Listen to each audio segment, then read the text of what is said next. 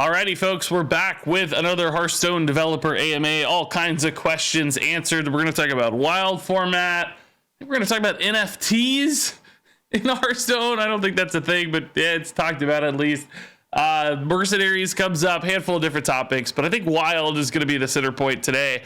Because kicking off here, Ridiculous Hat asks, basically, is the way Blizzard approaches wild format balance going to change in the future? Blizzard has historically kind of used wild as a dumping ground where broken things can happen. Iksar says, we don't intend for wild to be standard 2.0. I don't expect the philosophy around wild balance to change in any drastic way going forward. We'll make light changes to major power outliers. We'll make major changes to extreme negative feeling gameplay archetypes. So they're still willing to make changes if things are going wrong wild. But there's a bit of a kicker here. Iksar says both of those things are just very subjective. So that to me sounds like what Blizzard thinks is like a major power outlier is different than what players think is a major power outlier. So that's tough, right? I want wild players to be happy. It's fostering a really nice community. It seems to be growing. And I think it personally deserves more attention than perhaps Blizzard does. So I hope Wild gets more closer looks. That said, some hope here. Iksar says, to us, Warlock currently is on the edge power outlier and will probably see some further minor adjustments. So if Warlock's really got you down a wild format right now, seems like it is hitting Blizzard's threshold, not just players' threshold, to actually get changed. I guess we'll see if those changes roll over into standard format as well. It's certainly possible to hit a card that affects both. A lot of people complaining about Warlock in standard too. Now, Warlock's win rates in standard look pretty okay, but I think it feels really bad to play against, just watching your opponent do like a million things in those kind of miracle Warlock turns with Stealer of Souls. It's better in Wild, though. It's actually a really good deck in Wild. So I'd say there's a reason to change it currently in both formats, and I certainly hope Blizzard follows up with that intention and that probably there from Iksar. So here's a cool question. How do you like tradable mechanic? A lot of people are really, really pushing for tradable to become an evergreen mechanic. Evergreen means one that sticks around across expansions, kind of like Rush was introduced when Witchwood, but stuck around and became just a core part of Hearthstone. Iksar says, I love it in regards to tradable. Admittedly, I was a bit skeptical at first, wanted to do something closer to how cycling works in Magic, was afraid the user experience of dragging to deck wasn't communicated well enough, and always one mana draw didn't give us enough design flexibility. Turns out we were able to make plenty of designs that felt great to play or trade at 1 mana, and dragging to deck was adopted right away. Still unlikely to make a forever keyword. We have too many of those already, but maybe we'll get rid of a keyword and replace it. So that is intriguing. What core keyword, one of the evergreen keywords, could be removed to make room for tradable? It's not going to be Rush, I don't think. That's printed all the time. Could maybe be like Lifesteal. That's something we see pop up a ton. I don't think Divine Shield's going to go away. Certainly not Taunt. Charge already went away, and Rage already went away. What do you guys think? What keyword could go away to make room for tradable? And would you like to see tradable as an evergreen keyword? I certainly think it'd be fine. It feels good to me. I like the flexibility that the cards offer. So speaking of keywords, if you could reprint a keyword from the past, which one would you choose? I could see us bringing back Magnetic for the right expansion. That's awesome. I mean, historically, when we get keywords in expansions, they're just one-offs, or maybe they show up in a mini set or something later, but they never show back up. We've never had a repeat mechanic outside of those that have been evergreened, like Rush, of course, but never one that just like showed up a second time, at least that I can remember. So that would be awesome to see Magnetic back. I thought it was a pretty cool keyword, had a really cool visual design too and everything. It's used regularly in Battlegrounds as well, so I would welcome it for sure. We don't always have to keep printing new keywords that aren't even necessarily all that great, or just minor tweaks. Like Frenzy was just, a variation on Enrage, basically, with a change here and there. I'm cool with just reprinting Magnetic. It doesn't need to be Magnetic altered. All right, here's a question about additional like portraits and rewards for certain sorts of achievements in Hearthstone. And Iksar says, we've been kicking around some ideas for titles and avatars, and this sounds like an achievement that's perfect for that in regards to the 500 win Nozdormu achievement. No timetable, but likely something that will make its way into the game sometime next year. That is sort of a timetable, Iksar, at least a little one. And that sounds awesome, actually. I would love titles and avatars and stuff. I always thought titles and MMOs like World of Warcraft were awesome, just showcasing cool stuff that you did. So I think that's a great addition, another way to just mark your progress and give you some, customization of how you appear to other players. Sign me up. All right, so here's a question about dust and dust efficiency from our friend Magic Milk. Iksar says, unlikely to improve dust efficiency. So, right now getting like 400 dust for a legendary or whatever might be nice to get 800, but that's unlikely to happen. When people talk about dust efficiency, the real goal is they want more things without having to spend. If that's the goal, I'd much rather just have new reward systems rather than further motivate players to destroy their cards for a percentage of value. And I mean, I don't disagree with what Iksar is saying here in theory, right? Like, of course, yeah, give us more reward systems. Like, that sounds awesome. I don't see anything specific being offered here, but yes, that sounds good. I want more rewards. But I do think it's still a distinction, because I don't actually know if people want more things. Like, of course, they do want more things, but I think the reason we want more dust efficiency is because we want specific things. We don't just want random legendaries we can't play. And unfortunately, something like half the legendaries in a given set aren't really all that great or don't fit into the top tier decks. The way we have this big power gap between great decks and not great decks, we have to make the very specific things if we want to compete at the highest level. So we have to make the good decks, which means if we get a legendary that's not in a good deck, we need to dust it, right? Or we have to spend more or buy more or play more to earn more, right? Like, yes, of course, getting more would help, but if I get 2 more bad legendaries, that still hasn't solved the problem. I still need that one specific thing. So I think improving dust efficiency would help do that, right? Maybe even at the cost of rewards in some cases. And then, of course, there's like wildcard systems. Something like Runeterra has wildcards where you just get a legendary that you can turn into any legendary. And that's the same amount of rewards, but it gives you that specificity and that choice that goes a long way. So you don't have to go into the loot box where you just open 5 extra legendaries trying to get the one you want or trying to get enough dust. So this feels like a way to protect the loot box system, the pack system in Hearthstone, right? Where, you force people to buy 4 times as much as they need, essentially, to get the card that they want. So, if we're going to get more rewards, we need 4 times as many, essentially. I don't think that's ever going to happen. So I think improving dust efficiency or adding wild cards is something that we really still need to do in Hearthstone. Theoretically, other game modes like duels give use cases for legendaries, but it doesn't really work that way. You end up sometimes just playing basically the same cards that you'd play in standard anyway. So I think lowering the gap between awesome decks and not awesome decks would also help people feel like their cards matter more. But ultimately, at the end of the day right now, people just don't feel like most of their cards matter. And dust efficiency is really punishing when you have to destroy cards that don't matter. And you need 4 to get the one that you want. It's not a good system. So take what you will out of this response. More rewards, awesome. Better dust efficiency, also awesome, maybe even better. All right, what are some big design issues the Hearthstone team has been trying to tackle for a while now? Iksar says there is inevitably power creep, even if you don't intend there to be, makes the game faster and faster, and cards that don't swing games are less likely to be played. Addressing some of that without making expansions no one plays is hard to solve. So basically, you want the new cards to be exciting and powerful enough that people want them. Otherwise, you get a Rosticon's Rumble where nobody needs the new cards. Decks don't change. The meta is stale.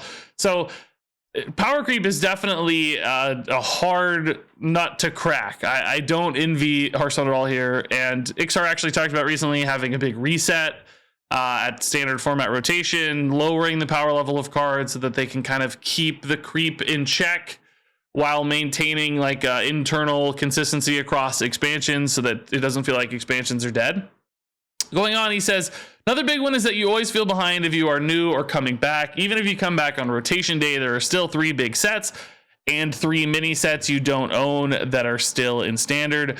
From a purely gameplay point of view, it'd be awesome to rotate 100% of the expansion cards every year so that we create a point in time every year where everyone starts from the same place. From a consumer POV, it makes the middle and last expansions of the year really low value because they're only around for a tiny bit, before rotating away. So how do we solve for valuing a player's collection and purchases while also making sure a player doesn't feel behind in terms of either cards or knowledge from previous sets?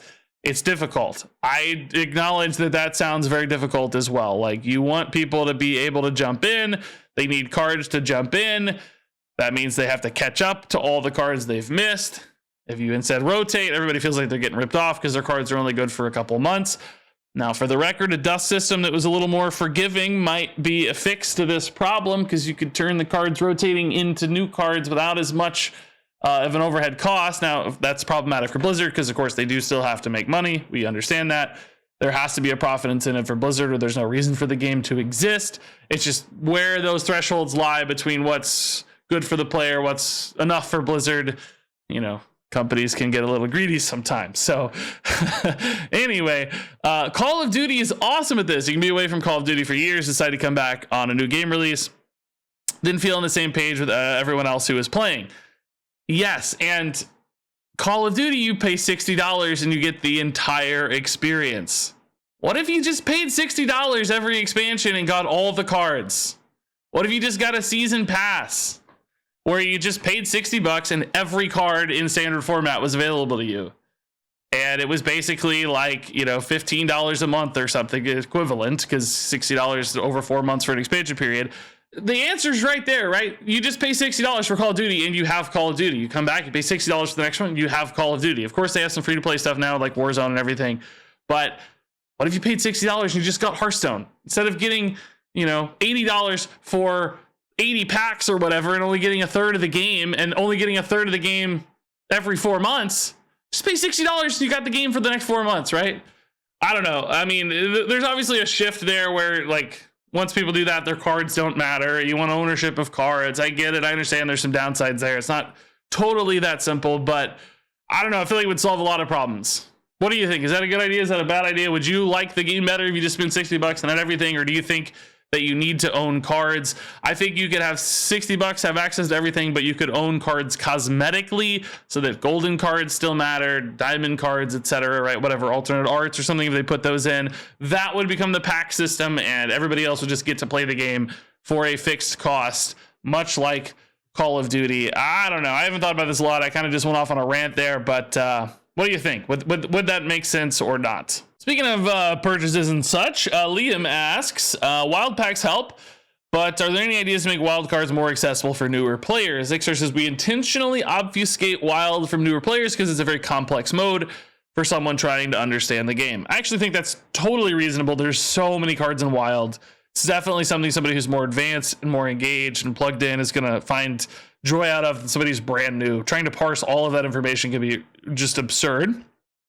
He goes on, in some ways, wild is a bit more approachable than standard from a spend perspective. If you craft one powerful deck, you're likely to stay powerful forever and be able to build on the deck without ever having to pivot to something new, which I hear that a lot from wild players. Like, it seems like it feels like wild should be more expensive because there's so many more cards you have to make, but because you can get stuff that's so synergistic and it's not going to change, you can make a good deck with a few tweaks here and there, and there's some staple archetypes in wild that just keep going. So it seems like the player base reflects that sentiment. That said, Iksar says, we've thought about adding a purchase option for entire non-disenchantable wild sets for low purchase points. So you just go buy an entire expansion, maybe $50 or something, right? Whatever, for an entire expansion that you can't disenchant. And the reason they'd lock the disenchanting is because they don't want people to just buy that for current card value, which... that's lame, whatever, but that makes sense. That's not that crazy. If they're offering it at a lower price, it's still cool. Unsure if we'll ever do it, but there is some motivation there to have a lower barrier to entry without risking players just buying and disenchanting for value. So if you're somebody who wants a complete collection for wild, that sounds awesome. I don't know the use case, though. I feel like the wild player base that's growing that I've seen is about this thing where they're trying to get one or two good decks, and then they kind of have that awesome deck for a long time, making the game very affordable long term. This is a good question. Basically, Iksar's a new parent, as we learned a couple months ago. Could Hearthstone do anything that makes it accessible to people with limited time? Iksar says, generally speaking, Hearthstone is marketed as a casual, fun experience, but the core experience is a multiplayer PvP game, which most people wouldn't consider very casual. And that's true. Like, card game players think Hearthstone is the casual card game, but people in the universe out in the wild who aren't card game nerds like us, it's complex. There's a lot of numbers. There's a lot of things going on. There's a lot of text and cards to memorize, right? It's a very complicated game comparative to the average, like, mobile game, especially. Iksar says we could do a better job of having a more laid-back experience where success is defined by progress rather than victory. Progression track was a part of that. Mercenaries, the new game mode, takes that idea a little further. So they've talked about how Mercenaries is going to have like some RPG aspects, like character progress. I'm sure evolving heroes like we've seen in Hero Grinders. So I still think that's what Mercenaries is going to ultimately end up looking the most like. Games like Raid Shadow Legends and so on, which I know is always scary to hear, but don't condemn it just based on that. It's actually a fine gameplay loop as long as it's monetized okay, unlike Raid Shadow Legends, which can often have really aggressive monetization and limitations. So let's just wait and see. But I like that. I actually think it's really good for two reasons. Number one, I like that kind of casual game mode myself. I'm not somebody who gets super intense and tries to win at all costs, right? So I like fun, lighthearted stuff. Number two, if Hearthstone finds a little bit more fun and casual audience and sort of satisfies that audience and obtains some new player growth through a casual game mode like Mercenaries is advertised as being here, that might take some pressure off of things like standard format where they've been trying to lower game times, maybe sometimes lower complexity, although I don't think that's been as much the case lately. But maybe, you know, it's okay to have 10, 15-minute standard games on occasion if the casual people are playing Mercenaries and the free-to-play people are playing Battlegrounds. You can kind of fine-tune standard or whatever constructed mode to be a little bit more of its own thing, and you don't have to try to satisfy casual audiences as much with like the primary game modes. So I don't know what change that would look like, but you know, I don't think Hearthstone needs 20-minute games on average, obviously, but I also don't think we need 5-minute games. I think there's a healthy middle ground where mid-range control decks can exist. Maybe some 10-minute games, 12-minute games are okay on Hearthstone standard if Mercenaries is solving that in and out toilet kind of player audience. All right, so next up here is basically what if Hearthstone were NFTs? Not exactly. It's really just more like what if Hearthstone had actual tradable cards? But given that this conversation moves towards cards having like limited numbers and stuff, it is sort of that experience where you get an object in Hearthstone that you can trade and sell for real money. Solemn has definitely been getting into the crypto world, so I'm sure this is curious for him. Also, I think he's been playing some card games with actual real marketplaces, Gods Unchained, and there's a few others, I'm sure. I don't know which ones he's played, but they're out there. And basically asked, what if you could trade and sell your cards in Hearthstone, much like just replicating physical card games, right? That's really where this model comes from. Artifact did it as well. I might have already said that. I don't know. I'm getting tired. Iksar anyway says, I thought about this in great detail, but there are a lot of problems to solve. One step I think is necessary. Only allow cards to be sold for money if they were obtained via a monetary purchase. Second step, stop selling cards at a given expansion for money after X amount of time. Players can still craft cards for dust, but can never purchase the packs again, meaning there are no more sellable versions of a card after X time. Third step, create cosmetic card variants only available from real dollar purchases, or mark the cards in some way so that they feel special. You can imagine opening a first edition Dr. Boom or a Dr. Boom number 51 out of 9,920, or a galactic Dr. Boom with a special frame. Then I think at that point, the real money versions have some unique value that sets them apart from the normal craftable versions. They likely increase in value over time as collectible limited quantity items, which is cool for collectors. For free players, they don't have their own economies affected because they can still buy packs or dust the game or dust the cards in game. For paid players, every purchase you make could potentially give you an item that increases in value over the long term. There are tons of flaws with this idea I won't get into, but an interesting conversation. I think it'd be cool, honestly. There are certainly a lot of other card games trying it that are making mistakes. It's neat that Iksar's at least thought about it. I don't think it's likely at all, but you know, if a crypto boom or an NFT boom gets big enough and Blizzard sees writing on the wall there, I wouldn't be totally shocked if something like this were introduced in Hearthstone 5-10 years down the line. So there you go. That wraps it up for this AMA. Man, there's really so much to talk about on these, even though nothing crazy was like revealed here. Still a lot to discuss. So what are your thoughts on all these topics and more down below? Share your thoughts on the state of the game. Always curious to hear that stuff. Thanks much, as always, for watching. Stay tuned for next week's AMA recap probably. And until next time, game on.